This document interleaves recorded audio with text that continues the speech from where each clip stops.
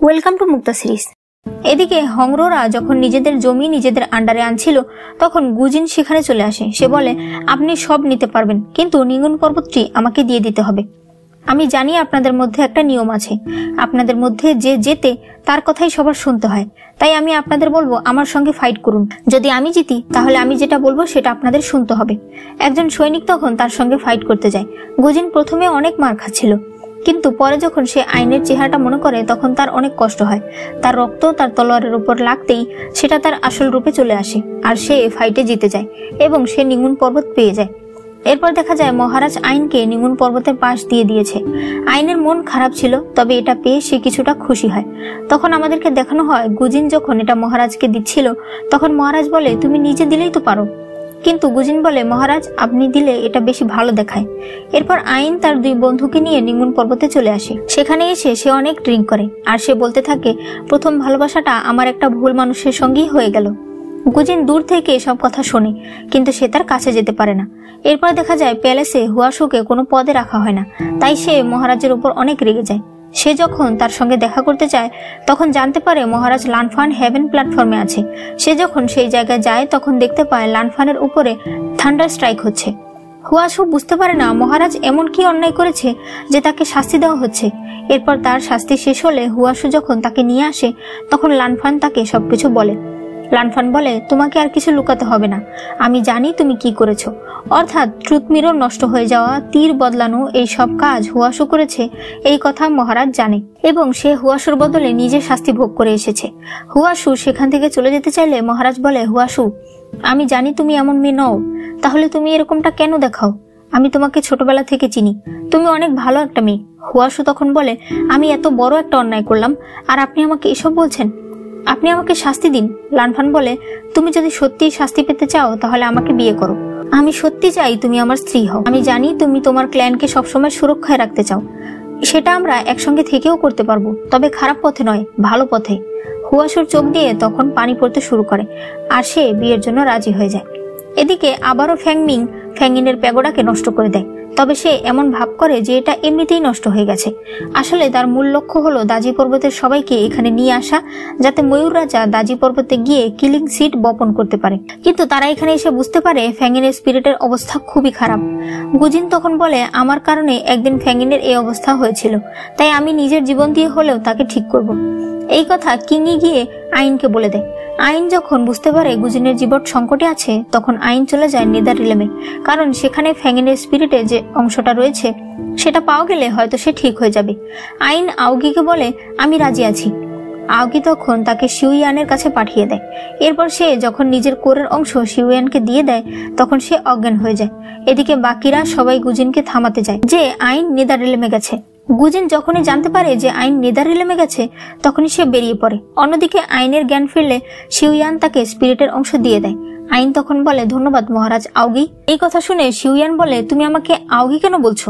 তখন আইন বলে, আমি জানি আপনিই আউগি, কারণ আমি আপনার আংটি আগেই খেয়াল করেছিলাম। তখন শিউয়ান বলে, আমরা দুই ভাই ছিলাম। আমার ভাই আউগি হেভেন প্যালেসের রাজা ছিল। শয়তানের দেবতা যখন অত্যন্ত অশান্তি শুরু করেছিল তখন আমাদের দেবতা দিজওয়ান এবং তার স্ত্রী তাকে আটকানোর অনেক চেষ্টা করে। আমরাও তাকে আটকানোর জন্য চেষ্টা করি, তবে তাকে আটকানো খুবই কষ্টকর হয়ে যাচ্ছিল। তখন আমার ভাই আউগি নিজেকে ত্যাগ করে শয়তানের দেবতার সঙ্গেই অ্যাবিস প্রিজনে বন্দী হয়ে গেছে। সে সেখানে চলে গেছে ঠিকই, তবে তার কোর আমার কাছে থেকে গেছে। আমি সেটা নিয়ে দেবতার কাছে যাই, তবে সে আমাকে বলে এটা আমাকেই রাখতে হবে। এরপর থেকে আমি আউগি আর আমি শিউয়ান। এদিকে দেখা যায় অ্যাবিস প্রিজনে শয়তানের দেবতা আউগির সঙ্গে কথা বলছিল। শয়তানের দেবতা বলে, শুধু শুধু তুমি নিজের জীবনটা নষ্ট করলে, তোমার ভাই হয়তো কত আনন্দে জীবন কাটাচ্ছে। আউগি তখন বলে, তাতে আমার কোনো দুঃখ নেই, আমি তোমাকে আবদ্ধ করতে পেরেছি, এটাই আমার জন্য যথেষ্ট। তখনই গুজিন নেদার রিলেমে চলে আসে আর সে আইন আইন বলে চিৎকার করতে থাকে। আইন এসে তাকে স্পিরিটের অংশ দিয়ে দেয়। সে চলে যেতে থাকলে গুজিন বলে, তুমি এটা কেন করলে? আইন বলে, তুমি আমাকে বাঁচিয়েছো, তাই তোমাকে বাঁচানো আমার কর্তব্য। আর এরপর সে অজ্ঞান হয়ে যায়। দাজি পর্বতে আসার পর মাস্টার গুজিনকে জিজ্ঞেস করে ওর আসলে কি হয়েছে। গুজিন তখন তাদেরকে বলে ও নিজের অর্ধেক কোর দিয়ে দিয়েছে। এই কথা শুনে হংই অনেক রেগে যায়। সে বলে, তুমি যদি আগে আমাদেরকে বলতে যে আইন এরকমটা করতে চায় তাহলে আমি কখনোই তাকে যেতে দিতাম না। এরপর তারা বলতে থাকে এতে করে ওর আয়ু অনেক কমে গেছে। কারণ অর্ধেক কোর দিয়ে দেওয়া মানে অর্ধেক আয়ু দিয়ে দেওয়া। ওয়াটার বিস্ট বাঁচেই সর্বোচ্চ 70-80 বছর, তার মধ্যে এই ডিমটা ফুটতেই 70 বছর লেগে গেছে, তার মধ্যে সে আবার তার অর্ধেক আয়ু দিয়ে দিয়েছে। সব মিলিয়ে এখন তার কাছে সর্বোচ্চ 1 বছর সময় আছে। এই কথা শুনে তাদের মাথা ঘুরে যায়। গুজিন বলে, এটা কিছুতেই হতে পারে না, আমি আইনকে বাঁচাবো, আমি বিবোর কাছে যাব। বিবো তো একটা ওয়াটার বিস্ট, তাহলে সে এতদিন ধরে কি করে বেঁচে আছে? গুজিন সেখানে যায়। এরপর সে বিবোকে বলে, আইনকে বাঁচাতে হলে আমাকে কি করতে হবে সেটা আমাকে বলে দাও। বিবো অনেকগুলো জিনিসের নাম বলে, যেগুলো জোগাড় করা সাধারণ একজন ইমমর্টালের পক্ষে অনেক কষ্টকর ছিল। তবে গুজিন সেগুলো জোগাড় করতে সক্ষম হয়, কারণ একটা সে লানফানের কাছ থেকে নিয়ে আসে, আর আরেকটা ছিল ময়ূর রাজার মুকুট, যেটা সে হুয়াশুর কাছে যায়। হুয়াশু খুশি মনে তাকে দিয়ে দেয়, তবে গুজিন এর বদলে তার একটি সিল দিয়ে দেয়। গুজিন বলে, এই উপকারের প্রতিদান অবশ্যই আমি আপনাকে দেব। এরপর শুধুমাত্র একটা জিনিস বাকি ছিল, যেটা ছিল ডেমন রিলেমে। তখন হংই বলে, আমি সেটা নিয়ে আসবো। সে নিজের ক্ল্যানে যাওয়ার পরে যখন সেটা আনতে চায় তখন কিংলিন তাকে বাধা দেয়। হংই বলে, আপনি তো আমাকে এত আদর করতেন, এটা আমার এক বন্ধুর জন্য প্রয়োজন। তখন কিংলিন বলে, ঠিক আছে তুমি নিতে পারবে, তবে শর্ত হলো তোমার হাতের ব্রেসলেটটা তোমাকে ভেঙে ফেলতে হবে। হংই তখন সেটা ভেঙে ফেলে। এরপর সে যখন চলে যাচ্ছিল তখন কিংলিন তার ভেতরে পাওয়ার কিলিং সিট দিয়ে দেয়, যাতে করে সে নিজের মতো করে তাকে কন্ট্রোল করতে পারে। এরপর সব জিনিস চলে আসলে গুজিন আইনের কাছে যায় আর দেখতে পায় তার সব চুল সাদা হয়ে গেছে। আইনের জ্ঞান ফিরলে সে বলে, আমি কি মরতে চলেছি? তখন গুজিন বলে, এসব বাজে কথা বলো না, তোমার কিছুই হবে না। এরপর সে চলে যায় সেই 3টি উপাদান দিয়ে ওষুধ তৈরি করার জন্য। অন্যদিকে লানফান আর হুয়াশু অনেক খুশি ছিল, কারণ কাল তাদের বিয়ে। পরদিন বিয়েতে হুয়াশু আসলেও মহারাজ এখনো আসে না। কিছুক্ষণ পর মহারাজের ড্রাগন সেখানে এসে হই হুল্লা শুরু করলে সবাই বুঝতে পারে মহারাজের কিছু হয়েছে। তখন তারা গিয়ে দেখতে পায় মহারাজকে কেউ আঘাত করেছে। সে তখন হুয়াশুকে বলে, আমি আমার ওয়াদা রাখতে পারলাম না, আমি তোমাকে আমার রানী বানাতে পারলাম না। আর এরপরই মহারাজ লানফান মারা যায়। হুয়াশু এটা কিছুতেই মেনে নিতে পারছিল না। তারা সোল গ্যাদারিং ল্যাম্প দিয়ে তার স্পিরিটের অস্তিত্ব খোঁজার অনেক চেষ্টা করে, কিন্তু তারা বুঝতে পারে লানফান সম্পূর্ণভাবে মারা গেছে এবং তাকে আর ফিরিয়ে আনাও সম্ভব নয়। হুয়াশু এখানে অনেক কান্না করে। সে বলতে থাকে, কি করে তুমি তোমার ওয়াদা ভঙ্গ করতে পারো? তুমি আমাকে কথা দিয়েছো তুমি আমার সাথে থাকবে। এরপর সে প্রচন্ড রাগান্বিত অবস্থায় ট্রুথ মিরর আনে এবং সেখানে দেখতে পায় মহারাজ আসলে কোনো ডেভিল আত্মার সঙ্গে ফাইট করছিল। একসময় সে ডেভিল আত্মা শিয়াল রাজার অস্ত্র দিয়ে তাকে আঘাত করে এবং এরপর তার 9টি লেজ দেখা যায়। হুয়াশু বলতে থাকে, তার মানে এটা হংরো করেছে। কিন্তু সেখানকার ইমর্টালরা বলতে থাকে, উনি এই কাজ করতে পারে না, কারণ ওনার মারার ধরন এরকম না। তারা সবাই একত্র হয়ে যখন সেই খারাপ আত্মা ঠিক কোথা থেকে এসেছিল সেটা খুঁজে বের করে, তখন এসে তারা পৌঁছায় দাজি পর্বতে। কিন্তু তারা বুঝতেই পারে না দাজি পর্বতে 9 লেজওয়ালা শিয়াল কোথা থেকে আসবে। আসলে হংই যে 9 লেজওয়ালা শিয়াল সেটা ইমর্টালরা কেউ জানে না। ইয়ান শুয়াং আর আইন যখন বাইরে আসে তখন তারা তাদেরকে বলে লানফানকে মেরেছে দাজি পর্বত থেকে যাওয়া 9 লেজওয়ালা শিয়াল ডেমন। তখন গুজিন সেখানে চলে আসে। গুজিন বলে, শিয়াল ডেমন হলো এখানে হংই, তবে আমি বলছি যে সে এই কাজ করতে পারে না। তখন তাদের মধ্যে ঝগড়া শুরু হয়ে যায়। ওই সময় মাস্টাররাও চলে আসে। তারাও তাদেরকে বুঝিয়ে বলে যে হংই এই কাজ করতে পারে না। তখন সবাই চলে যায়, তবে এর শাস্তি দাজি পর্বতের লোকেদের পেতে হবে, কারণ এখানে একটা থান্ডার স্ট্রাইক হবে। মাস্টার গুজিনকে দাজি পর্বতের দায়িত্ব দিয়ে দেয়, কারণ তারা এখন ফ্যাঙ্গিনের স্পিরিটকে ঠিক করতে লেগে আছে। তখন আইন অসুস্থ হয়ে যায়। গুজিন বুঝতে পারে না সে যে ওষুধটা বানিয়েছে সেটা কাজ করছে না কেন, তাই সে আইনকে নিয়ে বিবোর কাছে চলে যায় আর তার সঙ্গে রাগারাগি করতে থাকে যে সে কেন পুরো কথাটা তাকে বলেনি। তখন বিবো বলে, আরো একটা জিনিসের প্রয়োজন, যেটা আনতে হলে তোমাকে অ্যাবিস প্রিজনে যেতে হবে, যেটা খুবই মারাত্মক জায়গা, তোমার সেখানে যাওয়ার কোনো প্রয়োজন নেই। কিন্তু গুজিন সেখানে চলে যায়। অন্যদিকে দেখা যায় থান্ডার স্ট্রাইক শুরু হয়ে গেছে। ইয়ান শুয়াং নিজে এখানে সবকিছু কন্ট্রোল করার চেষ্টা করছে। এদিকে কিংলিন সম্পূর্ণভাবে হংইকেও নিজের আন্ডারে নিয়ে নেয়। এরপর হংইও সেই থান্ডার স্ট্রাইকের জায়গায় চলে আসে আর সে ডেমনিক পাওয়ার দিয়ে সেখানে ভাঙচুর শুরু করে দেয়। তারা বুঝতে পারে না এখানে কি হচ্ছে। মাস্টাররাও তখন চলে আসে। অতিরিক্ত এনার্জি খরচের কারণে তাদের চুল সাদা হয়ে গিয়েছে। হংইর রূপ দেখে তারা বুঝতে পারে তারা এর সঙ্গে পারবে না, তাই তারা ইয়ান শুয়াংকে বলে, তুমি আমাদের এখানে নও, তাই তুমি কিংইকে নিয়ে চলে যাও, কারণ এখন আমাদের নিজেদেরকে ত্যাগ করে আমাদের এই জায়গাটাকে বাঁচাতে হবে। কিন্তু কিংই কিছুতেই যেতে চাইছিল না, তবে মাস্টাররা তাকে অনেক জোর করে। ইয়ান শুয়াং তাকে বেঁধে নিয়ে যায়। এরপর দাজি পর্বতের সকল ইমর্টালরা নিজেদেরকে উৎসর্গ করে তাদের এই পর্বতটাকে সুরক্ষা করে দেয়। কিন্তু এতে কিংলিনের মন ভরে না এবং সে হংইকে আবারও পাঠিয়ে দেয় ইয়ান শুয়াং আর কিংয়ের পেছনে। হংই যখন তাদের উপর অ্যাটাক করতে চায়, ইয়ান শুয়াং তাকে আটকায়, কাঁদতে কাঁদতে বলে, তুমি এরকম কেন করছো? তুমি তো এরকম নও। তার চোখের পানি দেখে হংই কিছুক্ষণের জন্য নিজেকে খুঁজে পায়। সে নিজের হাত নিজেই ধরে ইয়ানসুয়াংকে বলতে থাকে, তুমি কিংকে নিয়ে পালিয়ে যাও। তারা আবারও যখন যেতে চায় তখন হেভেন প্যালেসের বাকি ইমমর্টালরা এসে তাকে বন্দি করে ফেলে।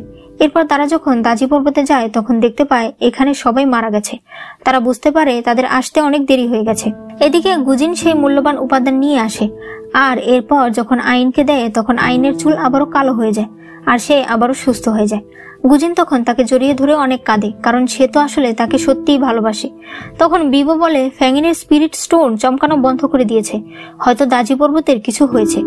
এটা শুনে তারা দুজনেই অবাক হয়ে যায়। তারা যখন সেখানে যায় তখন দেখতে পায় দাজি পর্বত বলতে এখন শুধু পর্বতটাই রয়েছে, বাকি সবকিছু শেষ হয়ে গেছে। ইমর্টালরা বলতে থাকে এখানে কোনো ডেমন এসেছিল, আমাদের আসতে দেরি হয়ে গেছে, কারণ আমরা আসতে আসতে দাজি পর্বতের সবাই মারা গেছে। এই ব্যাপারটা গুজিন আর আইনের জন্য খুবই মারাত্মক একটা জিনিস ছিল। গুজিন কল্পনাই করতে পারছিল না যে এখানে কি হয়েছে। আমরা জানি গুজিন বাবা মা ছাড়া বড় হয়েছে, দাজি পর্বতের লোকেরাই তাকে বড় করেছে, সবকিছু শিখিয়েছে। এখন তারা সবাই একসাথে মারা গেছে, এটা গুজিন কিছুতেই সহ্য করতে পারে না। সে যখন প্রচন্ড রাগ আর দুঃখে ভেঙে পড়ে তখন তার ভেতরে আসল শক্তি বেরিয়ে আসে, অর্থাৎ তার দেবতার রূপ বাইরে চলে আসে। তখন সবাই জানতে পারে এটাই হলো আসল দেবতা ইউয়ানকি। অর্থাৎ এখন গুজিনের নাম চলে গিয়ে তার নাম সম্পূর্ণরূপে ইউয়ানকি হয়ে গেছে। চিংশি প্যালেস থেকে হংসু এখানে চলে আসে, কারণ ইউয়ানকির আসল জায়গা চিংশি প্যালেসে। সবাই তখন তাকে সম্মান জানাতে শুরু করে। এরপর হংয়ের যখন জ্ঞান ফেরে তখন সবাই তাকে বিভিন্নভাবে দোষারোপ দিতে থাকে, কিন্তু সে বারবার বলছিল সে এই কাজ করেনি, তার কিছু মনে নেই। কিন্তু কেউ তার কথা বিশ্বাস করে না। ইউয়ানকি আপাতত তাকে বন্দী করে রাখে, কারণ হংইকে পরীক্ষা করা হবে। ওর ভেতরে যদি ডেমনিক এনার্জি পাওয়া যায় তাহলে ওকে শাস্তি দেওয়া হবে না, আর নয়তো ওকেই শাস্তি দেওয়া হবে। এই কথা যখন কিংলিন জানতে পারে তখন সে কিছুটা ভয় পেয়ে যায়। অন্যদিকে আইন বারবার চেষ্টা করে গুজিনের সঙ্গে দেখা করার জন্য। গুজিন এখন শুধুমাত্র দাজি পর্বতের লোকেদের নিয়েই ভাবছিল। আইন শুধু চাইছিল ইয়ানসুয়াং অথবা কিংই একজনেরও যদি জ্ঞান ফিরতো তাহলে হয়তো তারা সত্যিটা বলতে পারত, তবে কারোরই জ্ঞান ফেরে না। অন্যদিকে হংইকে যখন বন্দী করে রাখা হয়েছিল তখন সেখানে ময়ূর রাজা আসে। সে হংয়ের ভেতর থেকে সেই ডেমনিক এনার্জি বের করে ফেলে, কিন্তু যখন সে চলে যাচ্ছিল তখন আইন সেটা দেখে ফেলে। আইন তখন গুজিনকে বলতে যায়, কিন্তু হংস তার সামনে চলে আসে আর সে আইনকে ধাক্কা দিয়ে ফেলে দেয়। সে বলে, তোমার মতো একটা নিম্নমানের বিস্ট এক দেবতার সঙ্গে দেখা করতে চাইছে, তুমি নিজের সীমা বুঝতে পারছো না? তুমি গুজিনের যোগ্য না, এটা সবাই জানতো, আর তুমি তার জীবনে অভিশাপ বয়ে আনবে এটাও সবাই জানতো। আর এই কারণেই সবাই চাইতো যে তুমি যেন তার থেকে দূরে থাকো। দেখেছো তো তোমার কারণে কি কি হয়েছে, সবকিছু শেষ হয়ে গেছে। তুমি কখনোই গুজিনকে নিয়ে স্বপ্ন দেখো না, কারণ ভবিষ্যতে তার বিয়ে দ্বিতীয় ফায়ার ফিনিক্সের সঙ্গে হবে। এসব কথা শুনে আইনের অনেক খারাপ লাগে। সে দাজি পর্বতে এসে সবকিছু দেখে কাঁদতে থাকে। তখন লিনমো সেখানে আসে। সে বলে, আমিও এখানে এসেছিলাম এখানে কিছু আছে কি না জানতে, তখন আমি এটা পেয়েছি। আইন যখন সেটা ঠিক করে তখন সেখান থেকে মাস্টারের কথা ভেসে আসে। মাস্টার বলছিল এই সব কিছুর জন্য তোমরা হংইকে দোষ দিও না, কারণ হংই এসব করেনি, তার ভেতরে ডেমনিক এনার্জি চলে গিয়েছিল, আর এরপরই সেই জিনিসটা নষ্ট হয়ে যায়। আইন কাঁদতে কাঁদতে বলে, আমি এখন কি করে হংইকে বাঁচাবো, আমার কাছে তো কোনো প্রমাণই নেই। তখন লিনমো বলে, তুমি শুধু একবার তাকে বাইরে নিয়ে আসো, আমি তাকে নিয়ে পালিয়ে যাব।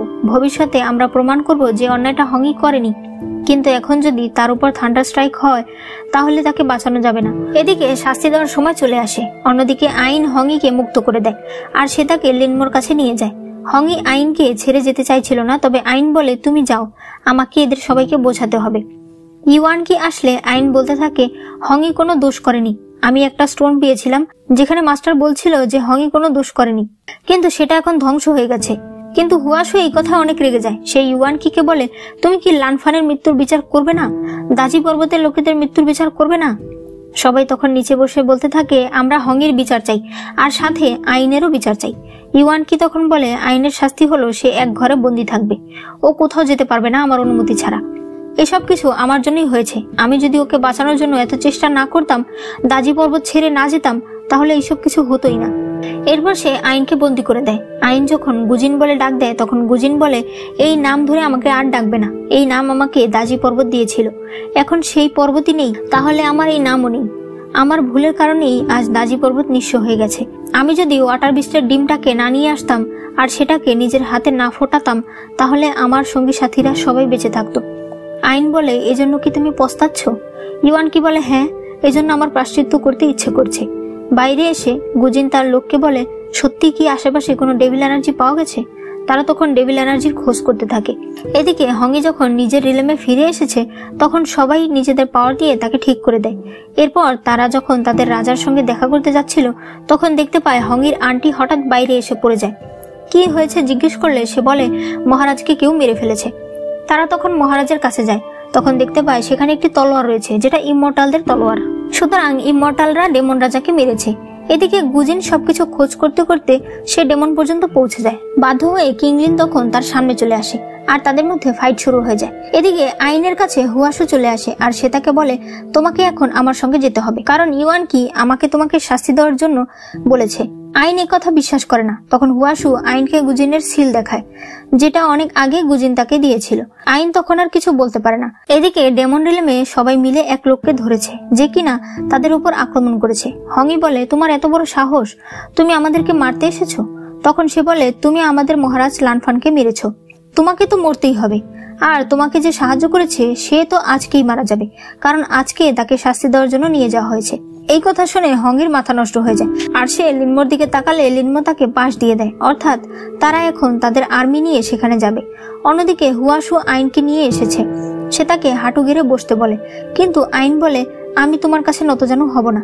আমি যাদের সম্মান করি তাদের কেউ যদি এখানে থাকতো তাহলে বুঝতাম। এরপরই তার উপর থান্ডার স্ট্রাইক শুরু হয়ে যায়। অন্যদিকে হংইও তাদের আর্মি নিয়ে চলে এসেছে ইমমর্টালদের সঙ্গে ফাইট করতে। ইমমর্টালরাও তার সঙ্গে ফাইট করতে শুরু করে এবং তাদের একজন মারাও যায়। হংই বারবার বলতে থাকে, আমি শুধু আইনকে চাই, আইনকে দিয়ে দিন, আমি চলে যাব। অন্যদিকে গুজিন এখনো ফাইট করে যাচ্ছিল। এরপর সে ডেভিলকে অজ্ঞান করে যখন একটু সোজা হয় তখন দেখতে পায় আরো সামনে যুদ্ধ হচ্ছে। এদিকে হংইকে থামাতে সকল ইমমর্টালরা উঠে পড়ে লাগে। তখন গুজিন সেখানে চলে আসে। সে হংইকে থামতে বলে। সে বলে, আমি তোমাকে বিশ্বাস করিনি, এজন্য আমাকে ক্ষমা করে দাও। কিংলিন আড়াল থেকে সবকিছু শুনছিল, কিন্তু হংই বলে, তোমরা সত্যিটা না জেনেই আমাদের মহারাজকে মেরে ফেলেছো, এটা তোমরা অনেক বড় অন্যায় করেছো। সে তখন গুজিনের উপর অ্যাটাক করে দেয়, কিন্তু গুজিন তাকে বোঝায় যে ডেভিল চলে এসেছে এবং সেই সবকিছু করেছে। তখনই কিংলিন নিজের অস্ত্র গুজিনের উপর দিয়ে দেয়। গুজিনের শরীর তখন ডেমন এনার্জি দিয়ে পরিপূর্ণ হচ্ছিল। সবাই নিজেদের পাওয়ার দিয়ে তার ডেমন এনার্জি বের করার চেষ্টা করতে থাকে। অন্যদিকে হুয়াশু আইনকে অনেক শাস্তি দিতে থাকে। সে আসলে চায় না যে আইন বেঁচে থাক। তখনই ইয়ান শুয়াং সেখানে চলে আসে। সে হুয়াশুকে আটকায় আর আইনকে বলে, তুমি এখান থেকে চলে যাও, আমি ওকে দেখছি। আইন যখন চলে আসছিল তখন সে গুজিনের অবস্থা দেখতে পায়। যেহেতু সে ওয়াটার বিস্ট, সে সবাইকে হেল্প করতে পারে, তাই সে গুজিনকে ঠিক করার জন্য তার ভেতরে ডেমনিক এনার্জি সব নিজের মধ্যে অ্যাবজর্ব করে নেয়। এতে করে গুজিন ঠিক হয়ে যায়, এমনকি ফ্যাঙ্গিনের ফায়ার ফিনিক্স জেডও ঠিক হয়ে যায়। সবাই তখন বলতে থাকে, ওর মধ্যে এই শক্তি কোত্থেকে আসলো? আইন তখন স্বীকার করে নেয় যে সে একটা ওয়াটার ডিভাইন বিস্ট। এটা শুনে তারা সবাই বলতে থাকে, ও যদি একটা বিস্ট হয়ে থাকে আর ওর মধ্যে এখন ডেমনিক এনার্জি রয়েছে, পরবর্তীতে ও তো আমাদের জন্য অনেক বড় বিপদ হয়ে দাঁড়াবে। দেবতা ইউয়ান কি, আপনি একটা কিছু করুন, আমাদেরকে রক্ষা করুন। ইউয়ান কি তখন বলে, ওকে ভয় পাওয়ার কিছু নেই, আমি অনেক আগে থেকেই জানি যে ও একটা বিস্ট, কিন্তু ও কোনোদিন কারো ক্ষতি করেনি। ময়ূর রাজা তখন বলতে থাকে, ক্ষতি করেনি, করতে কতক্ষণ? ওর মধ্যে এখন ডেমনিক এনার্জি রয়েছে, তার উপর ও ওয়াটার ডিভাইন বিস্ট, ও আমাদের জন্য অনেক বড় একটা বিপদ হতে পারে। হংই আবারও তাদের সঙ্গে যুদ্ধ করতে চাইলে আইন তাকে বলে, শান্ত হও, তুমি কথা দাও তুমি আর কখনো শুধু শুধু যুদ্ধ করতে আসবে না, আগে সত্যিটা জানার চেষ্টা করবে। তুমি যদি মনে করে থাকো আমি কোনোদিন তোমার উপকার করেছিলাম, তাহলে সেই উপকারের দাবিতে আমি বলছি, তুমি আজ ইমমর্টালদের সঙ্গে একটা চুক্তি করবে যে তুমি আর কখনোই এখানে যুদ্ধ করতে আসবে না। হংই রাজি হয়ে যায় আর এরপর গুজিন আর হংগির মধ্যে একটা চুক্তি সাইন হয়। কিন্তু ময়ূর রাজা বারবার বলতে থাকে, আইনের কোর আপনি ড্যামেজ করে দিন, যাতে করে তার মধ্যে ডেমনিক এনার্জি আর বাড়তে না পারে। আইনও মানুষের কথা শুনতে শুনতে তার মাথা নষ্ট হয়ে যায়, কারণ প্রত্যেকে শুধু এক কথাই বলছিল যে তার কারণেই দাজি পর্বতের এত বড় ঘটনা ঘটেছে। এমনকি গুজিন পর্যন্ত তাকে এই কথাই বলেছে। সে তখন বলে, গুজিন তুমি আমাকে শাস্তি দাও, আমি শাস্তি পেতে রাজি আছি, তবে এই কথা শুনতে রাজি নই যে আমার কারণে এতগুলো লোক মারা গেছে। গুজিনও এত মানুষের রিকোয়েস্টে কিছু বুঝে উঠতে পারে না। সে তখন বলে, ঠিক আছে, আমি ওর কোর কিছুটা নষ্ট করে দেব আর নিমুন পর্বত ধ্বংস করে ফেলবো। এই কথা শুনে আইন ভয় পেয়ে যায়। সে গুজিনকে বারবার অনুরোধ করতে থাকে নিঙ্গন পর্বতকে যেন ধ্বংস না করে। সে গুজিনের পায়ে ধরে কাঁদতে থাকে। আইন বারবার বলছিল, আমি তোমার সব শাস্তি পেতে রাজি আছি, কিন্তু তুমি নিঙ্গন পর্বতকে কিছু করো না। কিন্তু গুজিন তার কথা শোনে না। সে তার দেবতার বড় তলোয়ার দিয়ে নিঙ্গন পর্বতকে একেবারে ধ্বংস করে দেয়। আইন মাটিতে শুয়ে চিৎকার করে কাঁদছিল। এরপর তার ভেতরে প্রচন্ড পরিমাণ ঘৃণা জন্মে যায়। সে গুজিন আর নিজেকে একটা ব্যারিয়ারের ভেতর আটকে ফেলে। এরপর বলে, এবার আপনি আমার উপর আপনার তলোয়ার দিয়ে আঘাত করুন, যাতে করে আমার ভেতরে ডেমনিক এনার্জি আর কখনো বাড়তে না পারে। গুজিন মনে মনে ভাবছিল, তলোয়ারের একটা আঘাতে আইনের ভেতরে অনেক কিছু ড্যামেজ হবে ঠিকই, তবে সে মারা যাবে না, কারণ কিছুদিন আগেই তাকে সম্পূর্ণভাবে ঠিক করা হয়েছে। আসলে সে তো জানে না যে হুয়াশু অলরেডি তাকে অনেকগুলো থান্ডার স্ট্রাইক দিয়েছে। বাইরে তখন ইয়ান সুয়াং চলে আসে। সে চিৎকার করে বলতে থাকে, গুজিন তুমি এমনটা করো না, হুয়াশু আগেই ওর কোর খারাপ করে ফেলেছে, এরকম করলে আইন বাঁচবে না। এই কথা শুনে হংইও চিৎকার করতে থাকে, কিন্তু ব্যারিয়ারের কারণে গুজিন তাদের কথা শুনতে পায় না। সে যখন ইশারা করে তার তলোয়ারকে নামতে বলে, তখন সে ব্যারিয়ারটা ভেঙে যায় আর সে ইয়ান সুয়াং এর কথা বুঝতে পারে। তখন সে আবার চিৎকার করে বলতে থাকে, তলোয়ার তুমি ফিরে যাও। কিন্তু ততক্ষণে অনেক দেরি হয়ে গেছে। আইনের উপরে ভয়ঙ্কর ভাবে অ্যাটাক হয়ে যায়। সেখানকার ইমমর্টালদেরও এই ব্যাপারটা অনেক খারাপ লাগছিল, কারণ তারাও জানতো শাস্তি দিলেই তো আর আইন মারা যাবে না, কিন্তু সে যে এভাবে মারা যাবে সেটা কেউ ভাবতে পারেনি। গুজিন আইনকে জড়িয়ে ধরে ঠিকই, তবে আইনের দেহ ধীরে ধীরে নিঃস্ব হয়ে যায়। গুজিন পাগলের মতো কাঁদতে থাকে আর বাকি বন্ধুরাও চিৎকার করে শুধু আইনকে ডাকতে থাকে। গুজিন একদম অসহায়ের মতো হয়ে যায়। সে একটা দেবতার সন্তান হওয়া সত্ত্বেও সে বাবা মা ছাড়া বড় হয়েছে। দাজি পর্বতে যাদের সঙ্গে থেকেছে তারা এক রাতের মধ্যে সবাই মারা গেছে, আর যাকে ভালোবেসেছে তাকে সে নিজের হাতে মেরে ফেলেছে। এতগুলো কষ্ট আর এত বড় প্রায়শ্চিত্ত কারো পক্ষেই মেনে নেওয়া সম্ভব নয়। এরপরে গুজিন সারাক্ষণ শুধু আইনের স্পিরিটকে খুঁজতে থাকে, যে যদি তার একটা অংশ সে কোথাও খুঁজে পায়, তখন তার মনে হয় আইনের স্পিরিট নেদার রিলেমে রয়েছে। আর এখানেই এই পার্টটা শেষ হয়ে যায়। ভিডিওটি ভালো লাগলে একটি লাইক করে দিও, কমেন্টে কেমন লেগেছে তা জানিও, আর চ্যানেলে নতুন হলে অবশ্যই চ্যানেলটাকে সাবস্ক্রাইব করে দিও।